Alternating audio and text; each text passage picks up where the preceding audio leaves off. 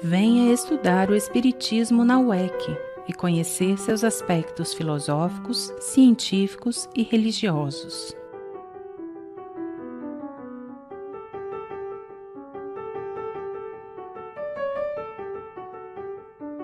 Aulas online, inscrições cursos.uec.org.br.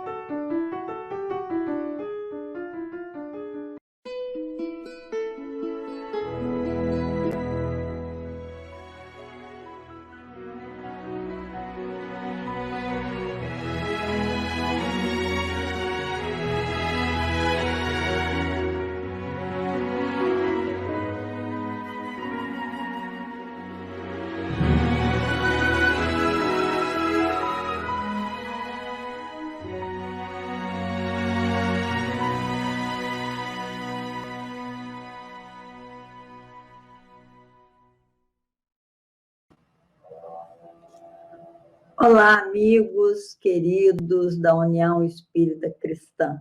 O nosso coração é muito grato a essa casa espírita, porque algum tempo atrás, quando era o presidente Dalmir, ele publicou um livro nosso, Pássaros de Luz, de autoria minha, com a Sueli Calda Schubert, Carlos Augusto Abranches, e essa produção foi para ajudar a construção da nossa casa espírita lá em Juiz de Fora, a Sociedade Espírita Joana de Ângeles. E como nos ajudou, meus irmãos, esse livro publicado que nós vendemos, não só aí no Espírito Santo, mas também, na época, na nossa cidade de Juiz de Fora. Então, muito obrigada a vocês. É sempre um prazer, quando eu vou à Vitória, ir compartilhar conhecimento com vocês nessa casa de amor.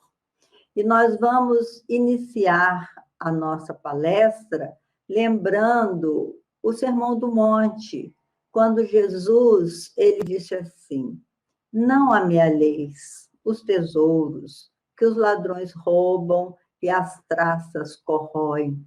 Amealheis os tesouros da alma, porquanto onde estiver o vosso tesouro, aí estará o vosso coração.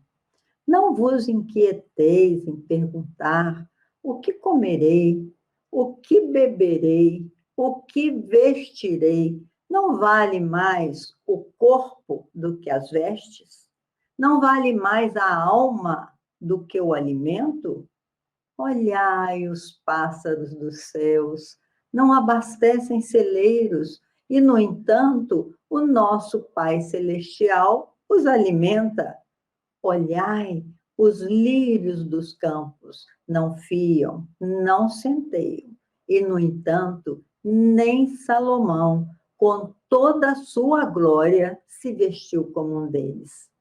Ora, se o nosso Pai Celestial veste com tamanha beleza as ervas que hoje estão no campo e amanhã serão lançadas na fornalha, quem dera a vós, que sois os seus filhos diletos, buscai primeiramente o reino de Deus e a sua justiça, porque tudo mais lhes será dado por acréscimo. Como é lindo esse canto de Jesus, nos convidando a olhar a natureza, a olhar ao redor de nós, aonde se manifesta Deus, e, ao mesmo tempo, pedindo que nós buscássemos compreender a justiça de Deus, que está gravado na nossa própria consciência, né? As leis de Deus estão na nossa consciência. Então, meus irmãos, inspirados nessa fala de Jesus, que nos pede para não inquietarmos com o que beber, o que comer, porque o nosso corpo não vale mais do que a nossa alma, né? A gente ficar inquieto em o que vestir, como se apresentar. O mais importante mesmo é o alimento da nossa alma. Buscai primeiramente o reino de Deus e a sua justiça, porque tudo mais nos será dado por acréscimo. Então, nessas vibrações amorosas do Cristo, é que nós vamos fazer a nossa prece inicial para iniciarmos a nossa palestra, cujo tema hoje é sobre a prece. Como que a gente deve se preparar para fazer uma oração, para falar com a dimensão espiritual, para pedir ajuda, para agradecer. Tudo isso nós vamos conversar nessa palestra. Então, fechemos os nossos olhos e coloquemos a nossa água para fluidificar. Porque a água, nós sabemos que ela transmite energia, né? A água, ela é um instrumento do amor do nosso Pai. O nosso corpo tem 3 partes de água. Então, quando nós colocamos um copo d'água ou uma garrafa d'água para fluidificar, porque toda reunião com Jesus é uma reunião de tratamento, é uma reunião onde nós somos beneficiados. Aqui da minha casa, parece que eu estou sozinha, mas ninguém nunca está sozinho. Estamos acompanhados dos nossos espíritos mentores, não só do movimento espírita, mas de todo o projeto de amor de Jesus, né? E sabendo que estamos acompanhados, ao colocarmos a nossa aguinha para fluidificar, vamos falar com Jesus. Querido Jesus, em teu nome, Senhor, e em nome de Deus, nosso Pai, nós te pedimos, Senhor, que permita que sejamos instrumentos do seu amor, para que possamos veicular nesses estudos os seus ensinamentos, mestre, chegar ao coração dos nossos irmãos. Ajuda-nos, Senhor. Estamos vivenciando momentos de provações coletivas com esta pandemia. Muitos irmãos nossos, amigos do coração, têm retornado à pátria espiritual. Alguns muito felizes com o retorno, outros surpreendidos e até assustados. Então, permita que toda essa nossa fala, todos esses ensinamentos que vamos fazer, que é do Evangelho segundo o Espiritismo, capítulo 28, né? 26, 27. Capítulo 27, que todo esse Evangelho que nós vamos falar, Senhor, possa chegar ao coração dos nossos irmãos. Muito obrigado, Jesus, e permaneça conosco hoje e sempre. Então, meus irmãos, nós vamos estudar esse capítulo 27 do Evangelho segundo o Espiritismo, onde Jesus nos diz: batei e abrir-se-vos-á, buscai e achareis. Então, Jesus nos ensinou que nós deveríamos fazer prece, ir para o secreto do nosso quarto. Aí a pergunta é: e quem não tem quarto? Então, não vai fazer prece? O que Jesus falou que nós deveríamos ir para o secreto do nosso quarto? E não fazer como os antigos fariseus, né, aqueles fundamentalistas da religião, que entendiam todo o sistema da lei de Moisés, entendia tudo a respeito das orientações de Moisés e do profetismo que havia a partir da vinda do Mestre na Terra. Então, todos aqueles fariseus, eles iam orar no templo. Mas, como disse Jesus, eles iam orar só para serem vistos pelos homens, e não com a sinceridade de quem precisava realmente entrar em contato com a dimensão espiritual. Por quê, meus irmãos? Ele até chegou falar de uma forma dura, né? Jesus dizer: hipócritas, túmulos caiados de branco, ou seja, por fora está branquinho e por dentro está cheio de podridão, né? Assim, o que Jesus quis dizer. Então, que nós deveríamos orar, buscar mesmo, através da prece, entrar em contato com a dimensão espiritual, mas nós devíamos orar no secreto do nosso quarto, não necessariamente nos templos religiosos. É claro que a casa espírita ou ir ao seu templo religioso é importante, não para que as pessoas vejam o quanto nós somos dedicados à religião, não, porque são ambientes preparados pela espiritualidade para nos beneficiar. Às vezes a gente está tão sobrecarregado e quando nós adentramos uma casa espírita, e nesse momento de pandemia, quando nós adentramos a um estudo, a uma palestra, a um grupo de estudos, mesmo através da internet, nós iremos nos aliviar. Então, quando Jesus nos disse, busque o secreto do seu quarto, é o seu íntimo, o seu recanto pessoal, a sua mente. Daqui a pouco vamos falar bastante sobre a mente, porque é importante que a gente compreenda como funciona a nossa mente.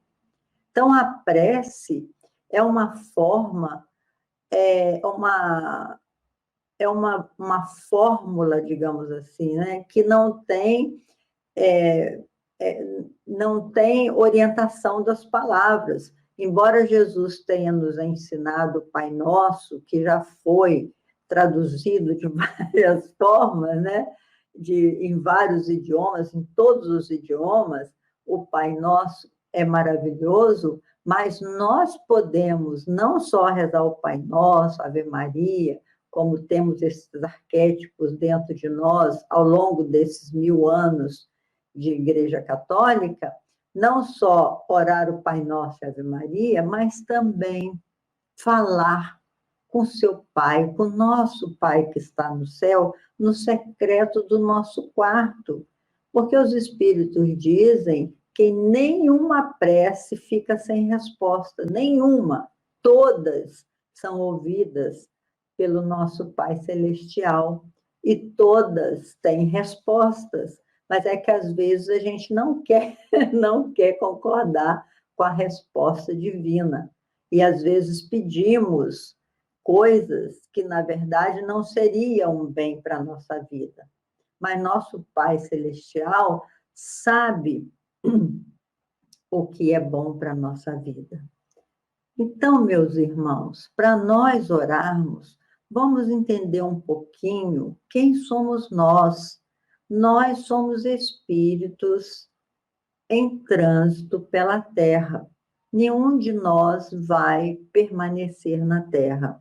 Nós estamos em trânsito, somos almas imortais, revestindo um corpo físico para essa grande escola na nossa vida, que é a Terra, para o aprendizado. A nossa meta é a perfeição. Então, veja bem, precisamos relembrar que Deus, nosso Pai, é a Trindade universal, tudo o que existe no universo é Deus, o Criador de todas as coisas, inteligência suprema do universo, os espíritos, criados por Deus à sua imagem e semelhança, e o fluido cósmico universal, que é a matéria elementar primitiva. Então, o fluido cósmico universal é onde tudo começou com a vontade de Deus, nosso Pai. Então, Deus, nosso Pai, Criador, né, ao nos criar, simples e ignorantes, ele retirou desse fluido cósmico universal uma porção desse fluido e nos fez um corpo, a que os espíritos chamaram de perispírito e que a ciência chama de psicossoma. E Paulo de Tarso chamou de corpo espiritual. E ele diz assim: morre o corpo animal e ressurge o corpo espiritual. Então, essa é a ressurreição da carne que a gente estudou há tantos milênios aí sobre a ressurreição, né? Então, morre o corpo animal e ressurge o corpo espiritual. Esse corpo, ele tem propriedades fantásticas, porque ele tem várias camadas de fluidos. Tem os fluidos mais sutis, né, mais aprimorados, que liga a alma imortal, que a alma é pura energia.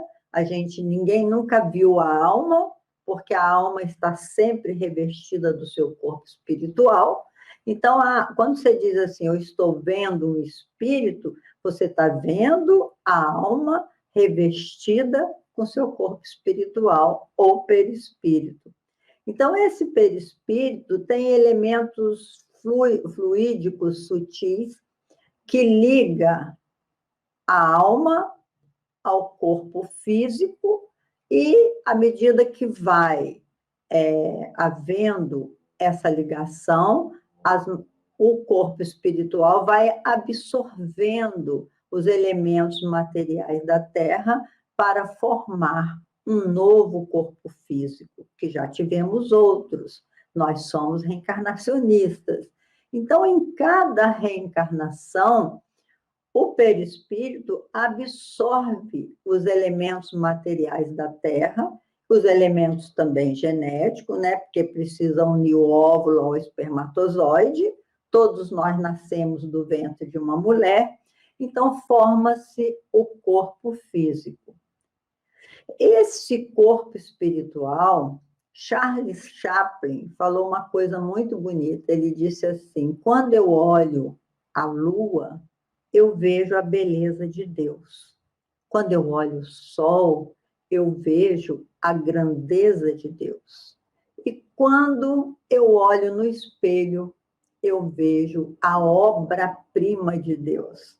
Porque essa obra-prima que nós somos, né, como diz André Luiz, um conjunto de átomos provisoriamente aglutinados, bilhões de átomos, e movimentando as nossas células, movimentando os nossos tecidos, movimentando os nossos órgãos, tudo isso, esse micro-universo, né, do micro ao macrocosmos, o micro, ele repete o macrocosmos, porque tem bilhões de átomos provisoriamente aglutinados, como diz André Luiz, para fins educativos. Então, é uma obra-prima o ser humano. E até chegarmos à condição hominal, diz André Luiz que nós gastamos, passando pelos reinos inferiores da criação, do mineral, do vegetal, do animal, até chegar à condição hominal, nós, princípio inteligente, começando lá embaixo, nós gastamos 1,5 bilhões de anos até a condição hominal. Então, é uma coisa fantástica, maravilhosa. Charles Chaplin tem razão. Quando eu olho no espelho, ele disse, eu vejo a obra-prima de Deus. Mas Leon Denis, no livro Problema do Ser, do Destino e da Dor, ele diz que metade da nossa alma nos pertence. A outra metade pertence ao universo. Por quê?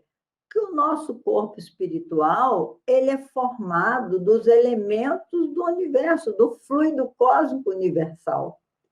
E o nosso corpo perispiritual, com essa propriedade de absorver os elementos do mundo onde ele vai reencarnar, por isso que no Evangelho se diz, viemos do pó e ao pó retornaremos.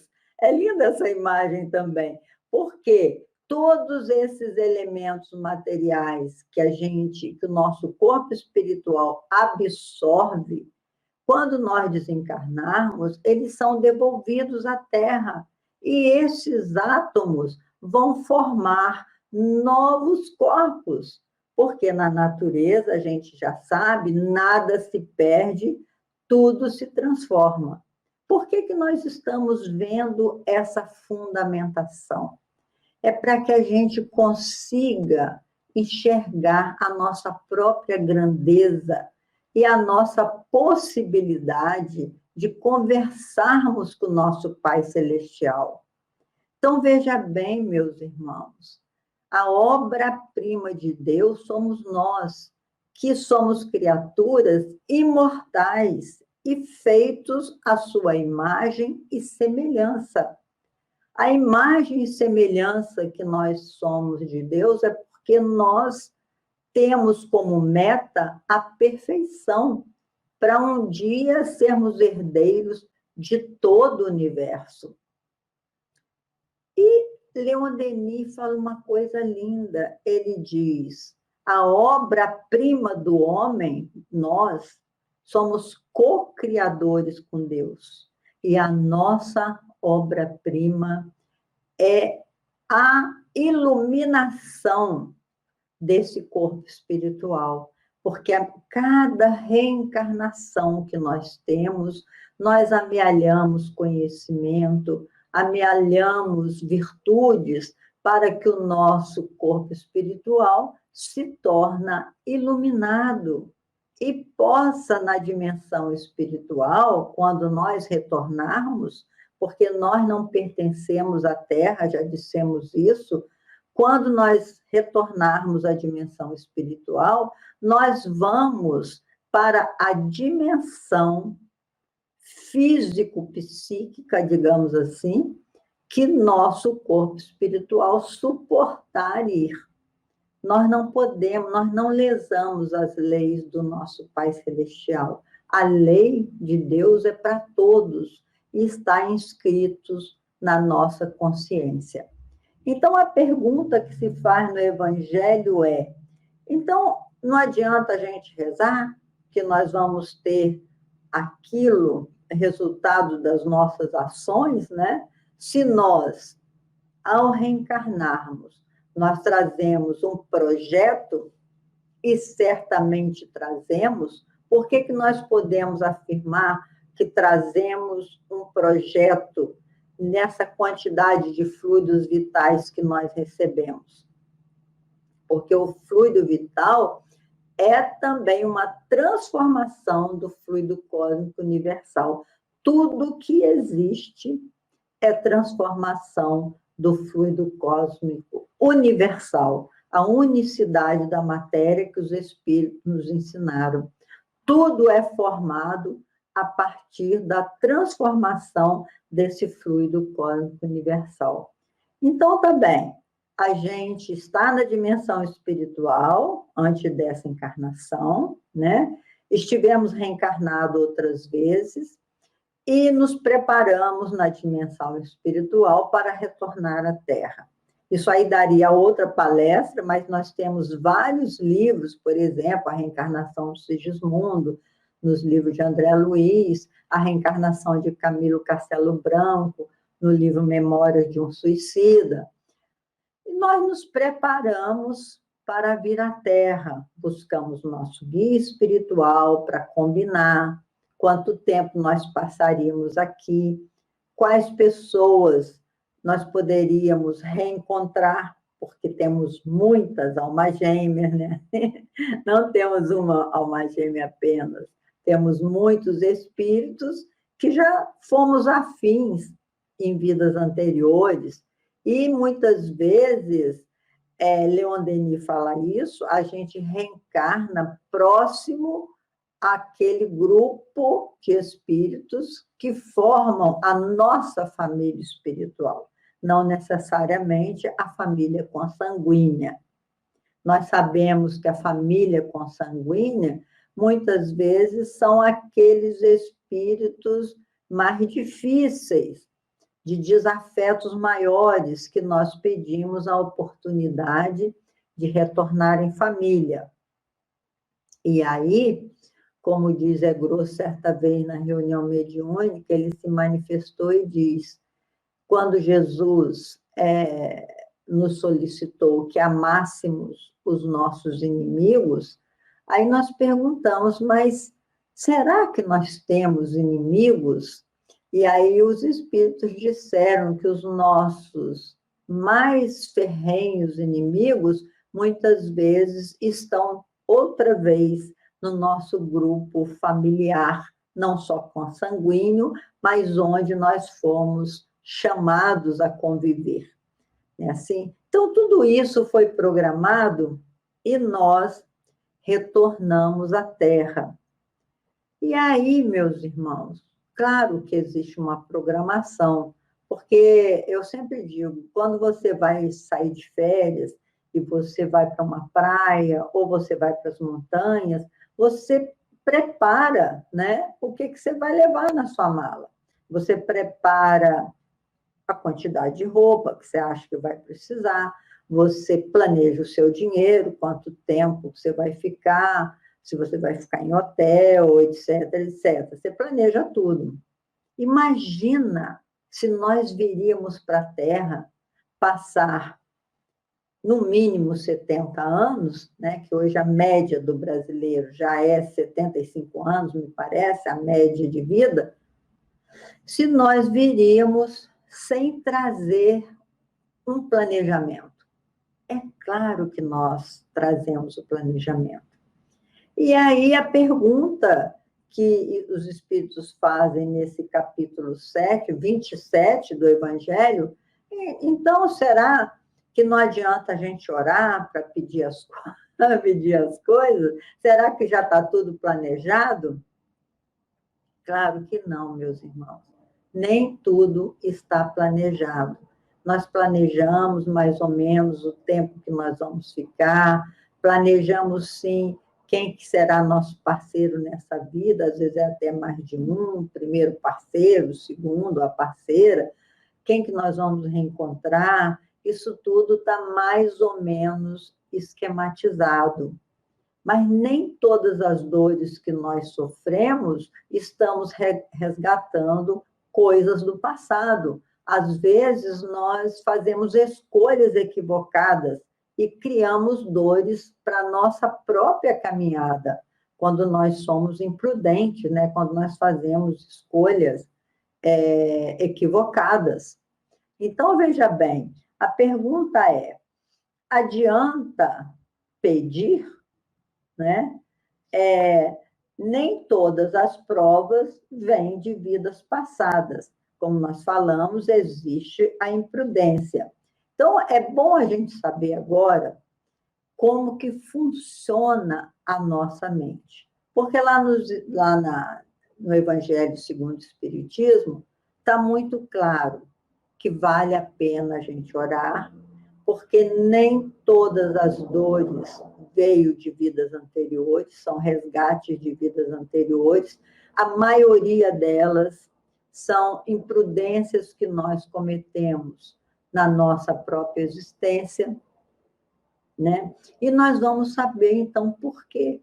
Por que a nossa mente, não sabendo disso tudo, hoje nós temos consciência que todos os nossos atos têm consequência, né? Assim, que nada fica oculto, que nuvens de testemunha nos acompanham, como diz Paulo de Tarso, e sabendo disso tudo, por que a gente ainda faz escolhas equivocadas? O que move as nossas ações? Olha que pergunta importante que os espíritos falam, né? Inclusive, Paulo de Tarso quem fala isso. Por que eu faço, muitas vezes, aquilo que eu não desejo e aquilo que eu desejo fazer, eu não faço? O que move as nossas ações? Por isso é importante a gente recordar um estudo muito interessante que está no livro Pensamento e Vida, de Emmanuel, que ele fala que a nossa mente, ele faz uma analogia. A nossa mente é como um escritório. No escritório, você tem um chefe que manda em todos os departamentos, né? Assim, quem já trabalhou em escritório sabe disso. Tem departamento dos recursos humanos, departamento de compra, departamento de venda, de acordo com a empresa, né? E aí Emmanuel faz essa analogia. A nossa mente é como um escritório que tem vários departamentos. E o chefe desse escritório, da nossa mente, é a vontade. A vontade é uma energia psíquica que movimenta os fluidos, que movimenta, é a força que movimenta os fluidos. Hoje nós sabemos que tudo é energia, né? Assim, tudo é energia.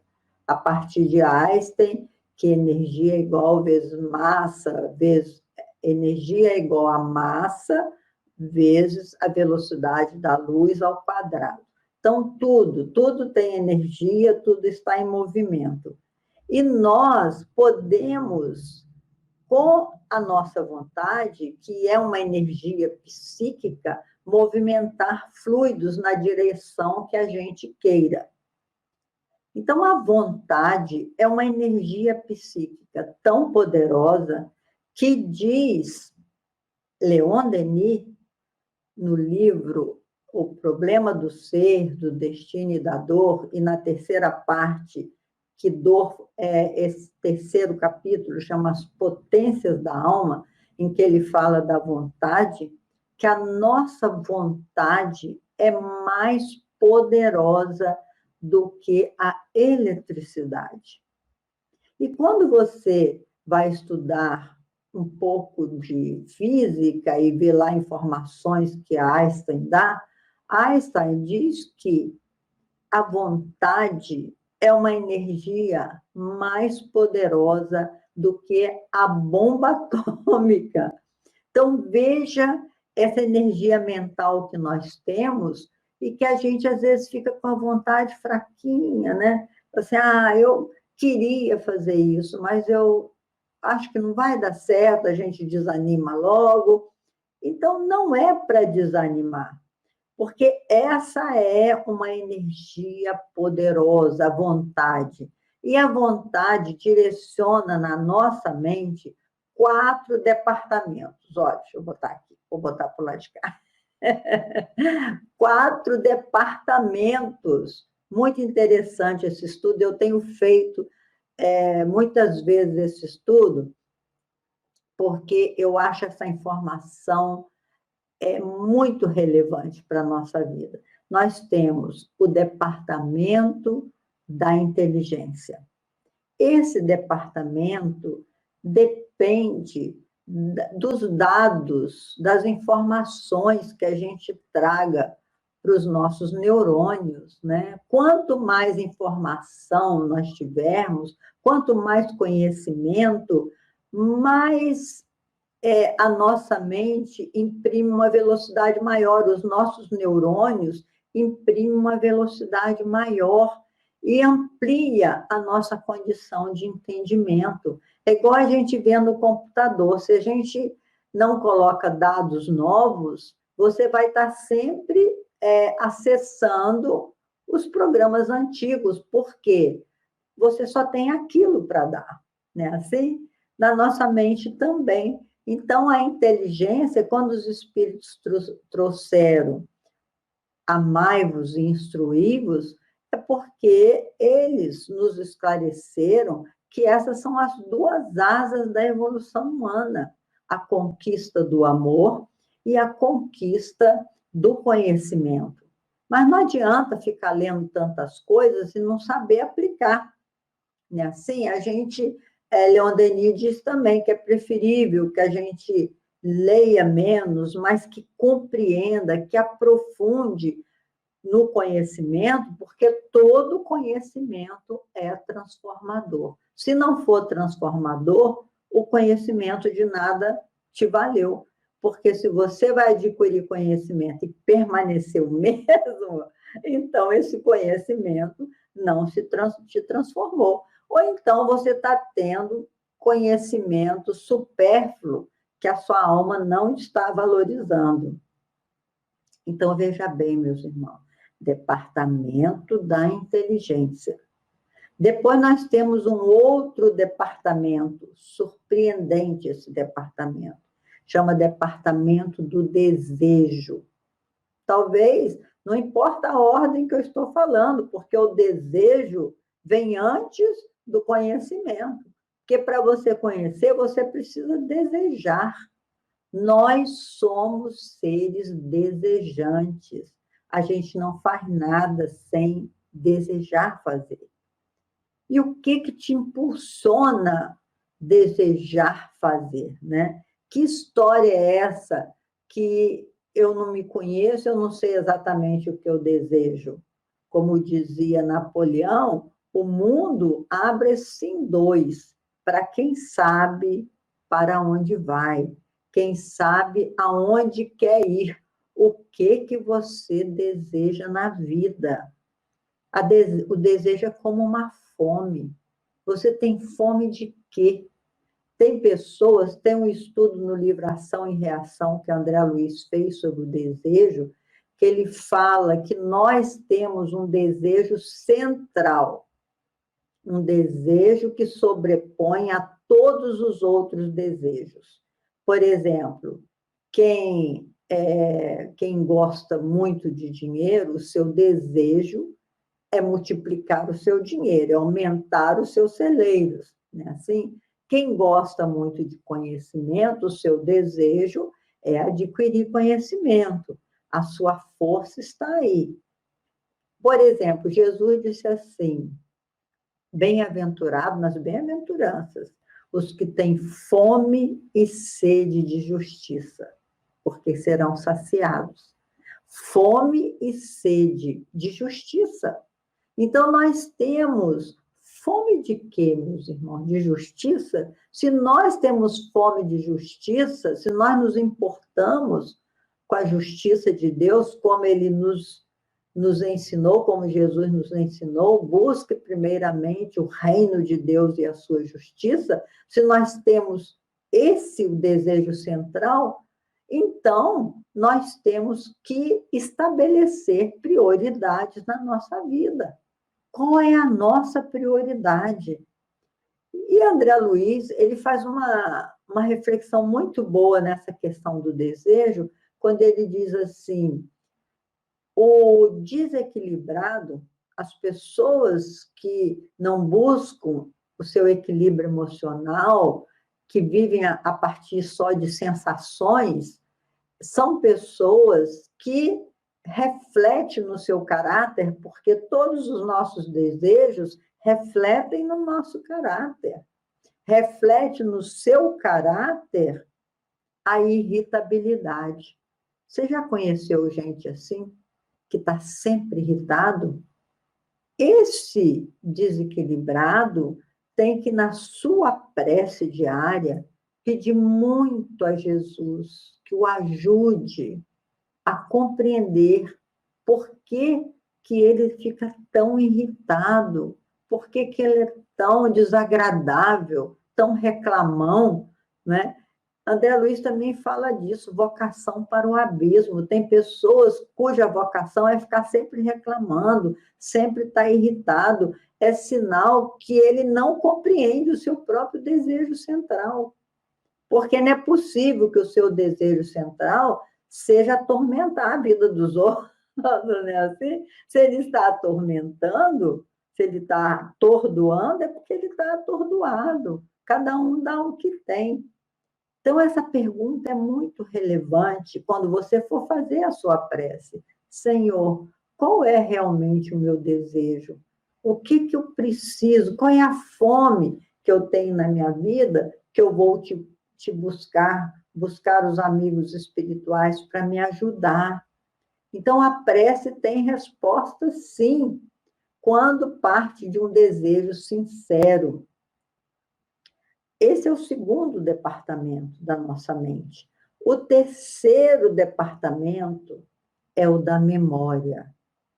Gente, impressionante quando eu li sobre esse departamento da memória, porque tudo está registrado dentro de nós. Todas as nossas ações estão registradas dentro de nós. Nada se perde. Todas as nossas ações estão registradas também no universo. Eu me lembro do livro de Hermínio Miranda, Eu Sou Camille Desmoulins, em que ele faz uma regressão de memória com Luciano dos Anjos.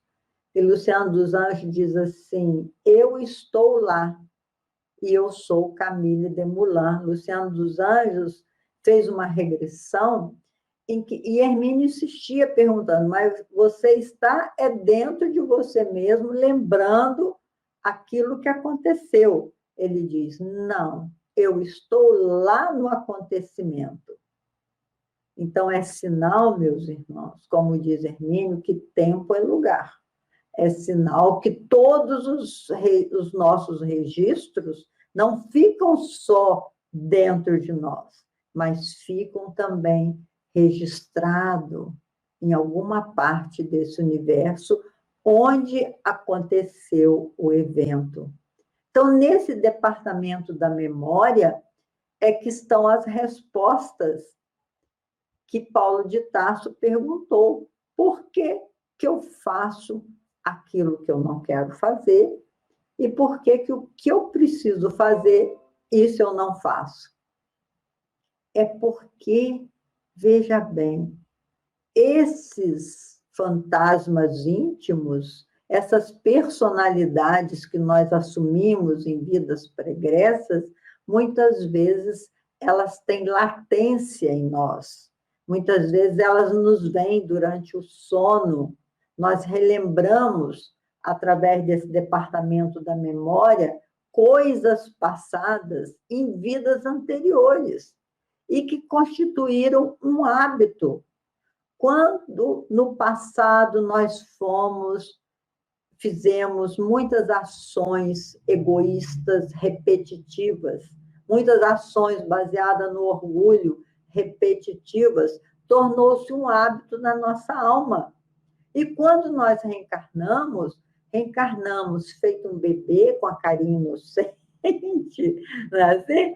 Para que nós sejamos amados, para que, através dessa proteção dos nossos pais, nós possamos começar de novo. Daí a necessidade de esquecer esse passado. Mas depois que a nossa glândula pineal, frenadora da sexualidade, quando ela deixa de ser frenadora da sexualidade, lá pelos 14, às vezes 13 anos, ela abre as comportas da nossa memória eterna. E aí os impulsos vêm. Por isso que na adolescência muitos pais falam assim, gente, eu não conheço esse menino. Ele não era assim. Agora que ele está assim. Mas é porque ele está confrontando a personalidade passada com a educação do presente. E nesse confronto, se a educação foi alicerçada no bem, ele certamente vai vencer esses impulsos que vieram do passado. Olha que coisa interessante os estudos espíritas trazem para nós. Está tudo aí dentro de você, meu irmão. Todas as suas vidas pregressas, todos os seus hábitos arraigados. Então, não se surpreenda em você não se conhecer nessa existência. Essa personalidade resulta de muitas outras personalidades já vivenciadas, e algumas cheias de trauma. Por isso que terapias de vidas passadas, às vezes, são necessárias, para que se descortine, né? Tire da memória algum trauma vivido em vidas anteriores e que, em forma de impulso, se manifesta nesta existência. dizem que o suicida, ele não é suicida pela primeira vez. Ele traz esses impulsos, desse tipo de fuga. Embora tenha sofrido, mas foram hábitos repetitivos de reclamações, de angústias, de tristezas, que atraem, porque esse tipo de vibração atrai espíritos semelhantes. Quantas coisas nesse departamento da memória. E o quarto departamento é muito impressionante, que é da imaginação, o departamento da imaginação. Nós podemos criar na nossa mente, imaginar coisas boas, imaginar coisas grandes, a partir da nossa imaginação, que nós nos tornamos co-criadores com Deus, nos tornamos, não, consolidamos a nossa certeza de sermos co-criadores com Deus. Nós, através do nosso pensamento, com a nossa vontade empurra o nosso pensamento em formas pensamentos, em imagens, e essas imagens atraem espíritos que se afinizam com essas imagens. Quantas vezes a gente estuda a questão da simbiose, né? Normalmente as nossas imagens se tornam tão fortes quando nós estamos muito magoados, ou quando nós estamos planejando um revide, ou uma vingança, ou quando nós estamos capturados pela tristeza, né? Assim, pela melancolia, e aí a gente projeta vibrações que criam quadros através da nossa imaginação. Ninguém me ama, ninguém me quer, tudo que eu faço dá errado. Todas essas frases que trazem tristeza para a nossa alma, todas essas crenças equivocadas, faz com que nós atraiamos espíritos desse nível de vibração. E nos prejudica a saúde, meus irmãos. Baixa a nossa imunidade. Então, só recordando, a nossa mente funciona como um escritório, cujo chefe é a vontade. Se a sua vontade está fraquinha, peça ajuda espiritual. Aí está na hora de orar. Senhor Jesus, me ajude. Permita que eu me conheça melhor. De onde vêm esses impulsos que eu estou tendo de falar mal dos outros, de apontar, de não perdoar, de ter raiva, de me sentir tão magoado? Mahatma Gandhi tem uma frase linda que ele diz assim: eu não tenho que perdoar ninguém, porque eu nunca me senti magoado. Olha que coisa linda você nunca ter se sentido magoado. Por que que nós nos magoamos com tanta facilidade, meus irmãos? É claro que é muito orgulho, muito egoísmo, né? A gente ficar muito voltada para esse ego escravizado a esses valores transitórios da existência. E isso, Joana de Ângeles fala que é o motivo do nosso sofrimento. No livro Plenitude, tem uma página que ela diz assim: motivos do sofrimento. Nós sofremos muito mais que deveríamos sofrer, porque ficamos apegados a essas crenças, a esses valores do homem velho, que Paulo de Tarso diz: desvestir.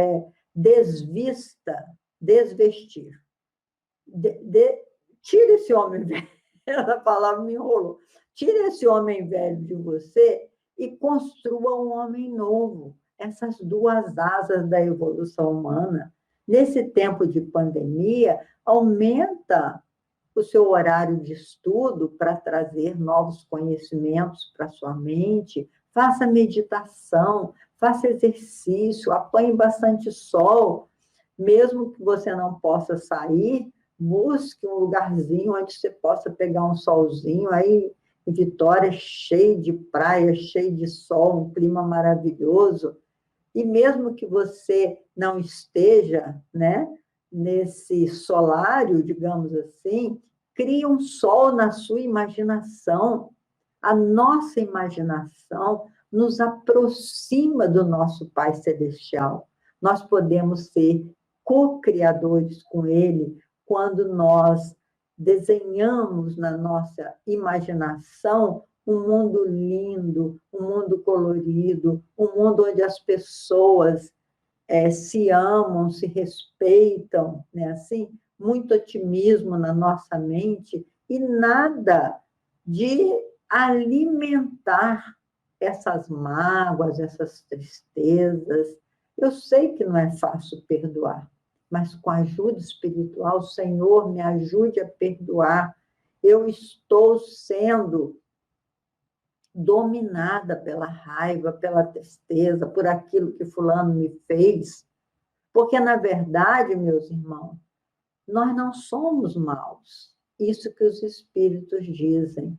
Nós somos ignorantes. É essa nossa ignorância, no sentido do desconhecimento, que nos faz agir com imprudência, agir sem pensar.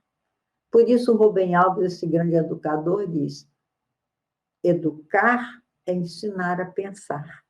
Então, vamos pensar em Jesus. Todas as nossas preces, segundo diz no Evangelho, segundo o Espiritismo, os Espíritos afirmam, todas as preces são ouvidas. É claro que se você vai pedir uma coisa que não será bom para a sua vida, por exemplo, Senhor, eu quero enriquecer, eu quero ganhar na loteria, isso daí não vai ter eco no coração dos amigos que te amam. Porque se você tiver realmente que enriquecer rapidamente, é porque houve, né, esse planejamento da sua vida. Caso contrário, o que nos enriquece é o trabalho. O homem precisa de viver do seu trabalho. O trabalho é que traz a dignidade. Então, peça força a Jesus, peça para proteger os seus familiares, isso sim, para proteger os seus amigos, os seus irmãos. Então, a prece pode ser um ato de gratidão, né? Que a gente agradecer a Deus, pode ser realmente para pedir a Deus ajuda, e Deus é nosso Pai. Como disse Jesus, qual é o pai cujo filho pede um pão e o pai lhe dá uma pedra? Deus é nosso Pai, criador de todas as coisas. E nós devemos, sim, orar uns pelos outros para nos fortalecer, orar no secreto do nosso quarto, ir para as agremiações de divertimento, mas sempre com o pensamento ligado na dimensão mais ampla da vida. Assim, meus irmãos, nós vamos falar um poema para Allan Kardec. Eu acho que eu já falei, eu vivo falando esse poema, mas sempre para encerrar traz uma vibração tão boa, né? Que eu digo assim: em que mundo habitas, missionário da verdade? Que estrela recebe o teu brilho, a tua luz? Sinfonia de anjos compõe tua vida, claridade divina que leva Jesus. Nossa casa mental se estende, se expande num grito de amor em tua direção. Outrora, cansados de vidas vazias, filhos da ilusão, irmãos da fantasia, hoje temos paz em nosso coração. Ah, como te buscávamos, amoroso guia, cheio de ansiedade, de dor, de solidão, e vagarosamente, com a tua lógica e carinho, mostraste-nos que o homem nunca está sozinho, e que vale a pena estendermos nossas mãos. Receba hoje, Kardec, irmão querido, todos sonhos e vitórias conquistadas, toda a mão estendida ao companheiro, toda a dor compreendida na jornada. Receba a nossa alma transformada e o pequenino serviço que prestamos, o ideal que hoje embalamos de divulgar-te na nossa caminhada. Muita paz a todos, meus irmãos. E lembre-se, ore o tempo todo, sempre com gratidão a Deus, que a gratidão é o Wi-Fi do nosso Pai Celestial. Muita paz e até o nosso próximo encontro, se Deus quiser.